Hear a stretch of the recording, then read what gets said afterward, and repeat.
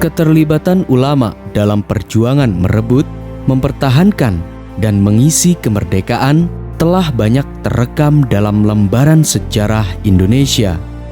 Salah satu ulama yang semangat dan jejak juangnya yang pantas diteladani adalah Kiai Haji Abdul Wahab Hasbullah, seorang ulama sekaligus negarawan yang mempunyai jasa besar terhadap Islam dan bangsa Indonesia.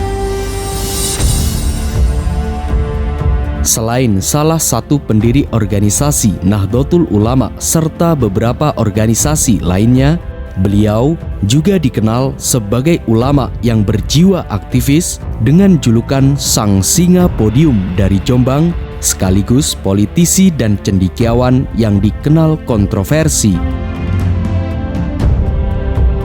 Sosok Kiai Haji Abdul Wahab Hasbullah atau yang dikenal Mbah Wahab ini telah mengukir sejarah yang gemilang dalam meletakkan prinsip-prinsip agama, kehidupan bermasyarakat, serta bernegara. Selain mendirikan berbagai madrasah dan berbagai organisasi, Kiai Haji Abdul Wahab Hasbullah juga dikenal sebagai sosok yang mempelopori taswirul afkar sebagai wadah perdebatan tentang agama hingga masalah-masalah nasional demi terbebasnya tanah airnya dari penjajahan. Bahkan, sosok Kiai Haji Abdul Wahab Hasbullah ini juga telah menuliskan karyanya di atas tanah yang berupa perjuangan di berbagai organisasi, terutama di dalam Nahdlatul Ulama atau NU, mulai dari masa penjajahan Belanda, penjajahan Jepang, masa revolusi, hingga di masa Orde Baru. Perannya di semua lini kehidupan, politik, budaya, hingga agama menjadikannya sebagai kiai multikultural yang menjadi tokoh simbol perjuangan anak bangsa. Video ini akan mengisahkan jejak perjuangan dan pemikiran serta keteladanan sang kiai multikultural atau kiai multitalenta, Kiai Haji Abdul Wahab Hasbullah.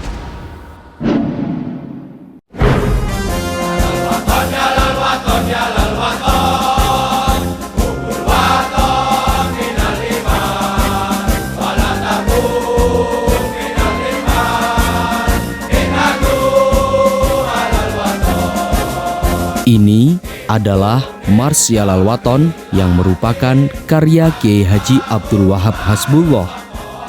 Dengan semangat syair Yalal Waton inilah beliau berhasil menumbuhkan rasa nasionalisme para santri demi melawan para penjajah Belanda maupun penjajah Jepang.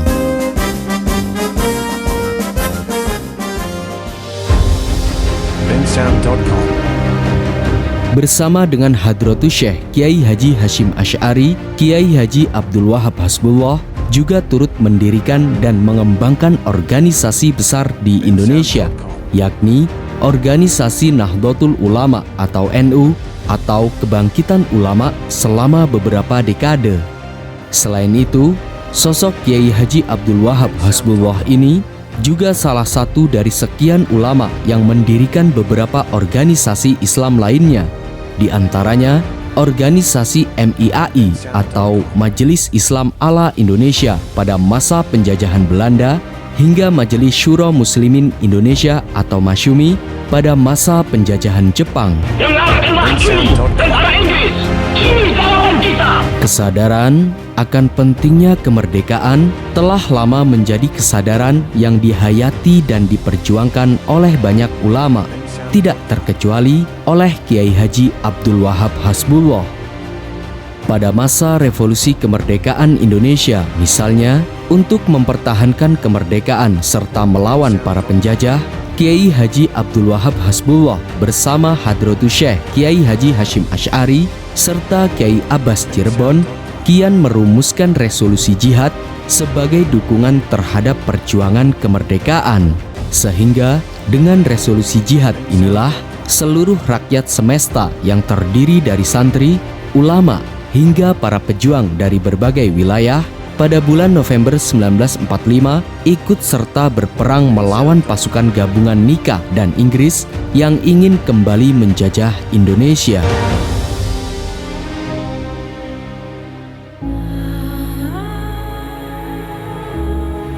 Nama Kiai Haji Abdul Wahab Hasbullah yang dikenal dengan sosok seseorang yang bertubuh kecil, langsing tetapi bersikap gagah, memiliki ketangkasan, ramah tamah, serta berwibawa.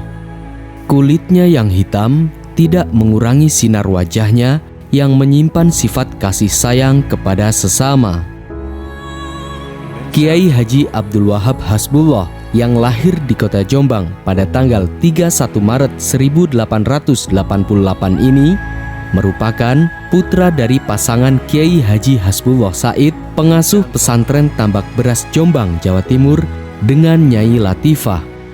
Diketahui, Kiai Haji Abdul Wahab Hasbullah ini berasal dari keturunan Raja Brawijaya IV yang bertemu dengan silsilah Kiai Haji Hashim Asy'ari pada Kiai Abdus Salam bin Abdul Jabbar bin Ahmad bin Pangeran Sumbu bin Pangeran Benowo bin Jakatingkir.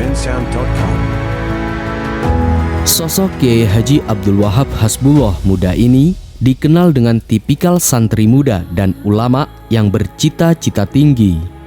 Sejak kecil, Kiai Abdul Wahab Hasbullah menghabiskan masa pendidikannya di pondok pesantren.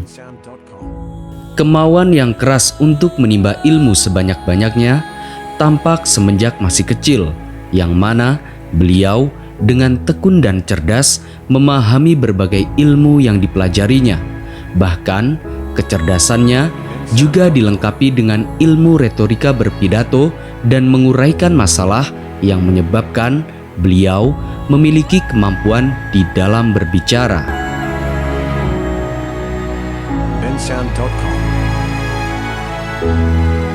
Selama 6 tahun awal pendidikannya, Abdul Wahab Hasbullah kecil dididik langsung oleh ayahnya. Pada usia 7 tahun misalnya, Abdul Wahab Hasbullah kecil sudah menerima dasar-dasar ilmu agama dari ayahnya sendiri, di mana kelak beliau akan menggantikan ayahnya sebagai pengasuh pesantren Tambak Beras Jombang. Dan baru ketika berusia 13 tahun, Abdul Wahab Hasbullah kecil merantau untuk menuntut ilmu, sehingga beliau ini pergi menuntut ilmu dari satu pesantren ke pesantren lainnya selama 20 tahun. Sebagaimana menurut Jamal Ghafir dalam biografi singkat Ahlus Sunnah wal Jamaah, pendiri dan penggerak NU, pesantren yang pernah disinggahi Abdul Wahab Hasbullah muda ini diantaranya Pesantren Langitan Tuban, Pesantren Mojosari Nganjuk, Pesantren Cempaka, Pesantren Tawangsari Sepanjang, Pesantren Kademangan Bangkalan Madura di bawah asuhan Kiai Khalil Bangkalan, Pesantren Beranggahan Kediri, hingga Pesantren Tebu Ireng Jombang di bawah asuhan Kiai Haji Hashim Asy'ari. Selama di Tebu Ireng inilah Abdul Wahab Hasbullah muda aktif mengikuti kegiatan kelompok diskusi dan menggunakan waktu luangnya untuk mengajar para santri.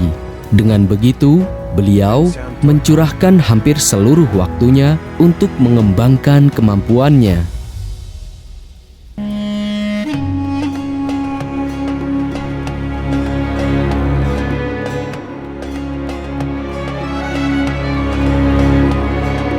Kesadaran akan semangatnya mencari ilmu di masa muda, selain di tanah Jawa, Abdul Wahab Hasbullah muda juga memperluas pencarian ilmunya hingga ke tanah Arab.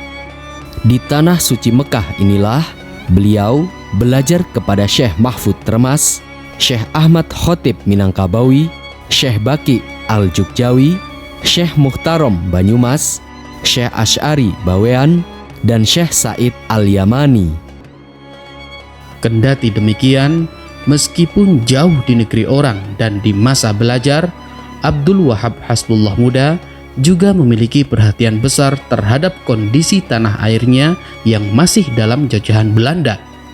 Bahkan, beliau sangat bisa merasakan sakitnya menjadi negeri jajahan, di mana banyak rakyat menderita, kemiskinan, hancurnya tatanan budaya dan adat istiadat yang telah mapan, serta kekayaan alam yang terkuras. Oleh karena itu, Abdul Wahab Hasbullah muda ini lebih menekankan pada terciptanya kesadaran kolektif untuk berjuang bersama-sama dalam melakukan perlawanan terhadap penjajah. Hal itu beliau wujudkan dengan menggagas pendirian sebuah wadah organisasi yang memiliki peranan penting dalam hal pendidikan serta kesadaran bersama pada pentingnya persatuan dan kesatuan dalam melakukan perjuangan. Pada tahun 1913 misalnya, Abdul Wahab Hasbullah Muda bersama pelajar lainnya mendirikan Sarekat Islam pimpinan Cokro Aminoto cabang Mekah, sebuah gerakan politik yang mewakili Indonesia di Mekah.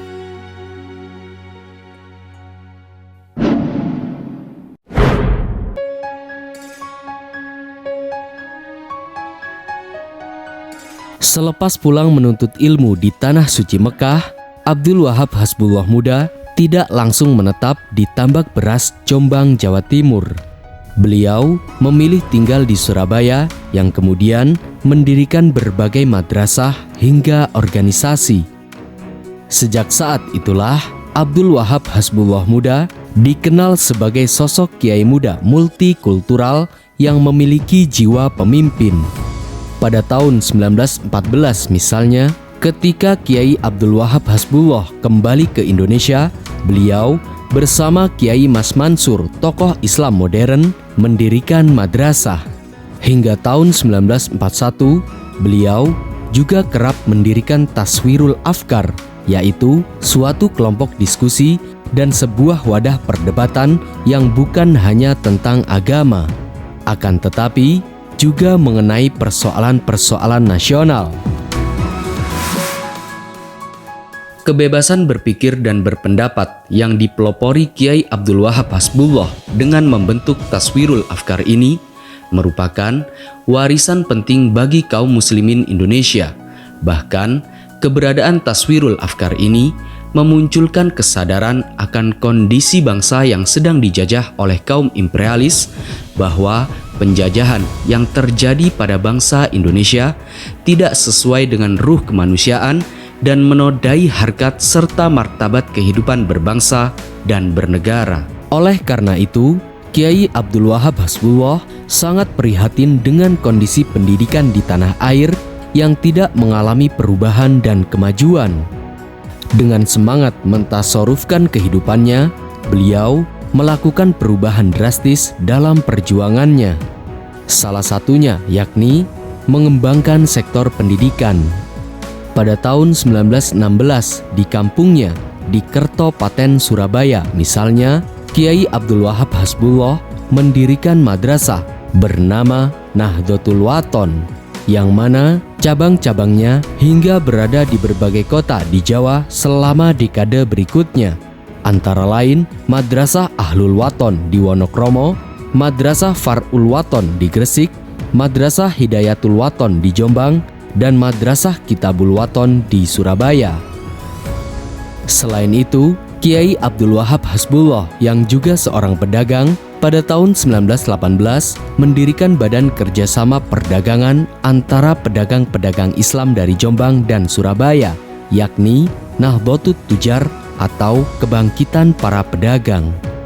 Organisasi inilah yang di kemudian hari berhasil menjadi perintis bagi usaha-usaha selanjutnya untuk menjalin jaringan kerjasama antara masyarakat Islam tradisional. Melalui Taswirul Afkar, Nahdlatul Wathon, Syubbanul Wathon, Nahdlatul Tujar, hingga melalui Islam Study Club, Kiai Haji Abdul Wahab Hasbullah berdialektika dengan segala komponen pemimpin dan pejuang nasional untuk merumuskan keprihatinan bangsa dan memajukan harkat dan martabat demi kemerdekaan bangsa Indonesia.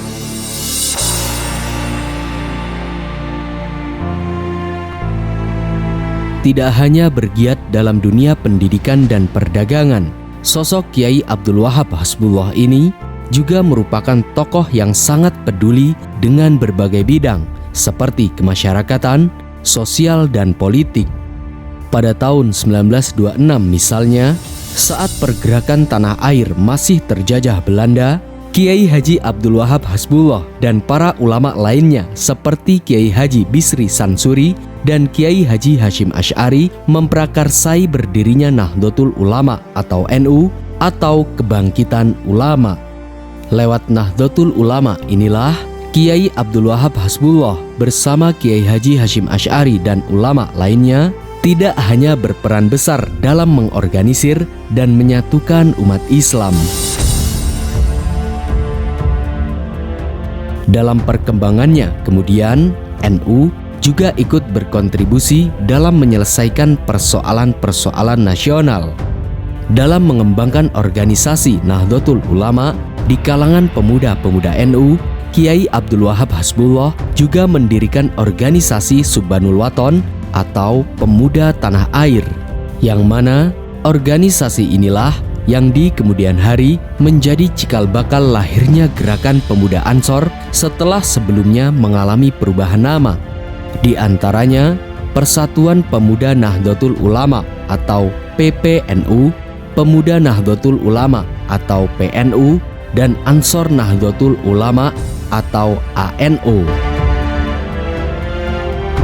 Selain mendirikan gerakan pemuda Ansor yang lahir dari rahim Nahdlatul Ulama, pada masa penjajahan Belanda, Nahdlatul Ulama atau NU tidak terlibat dalam kegiatan politik, dikarenakan misi awal pendirian NU bukan sebagai partai politik, namun campur tangan Belanda terhadap bidang keagamaan tidak dapat dibiarkan begitu saja.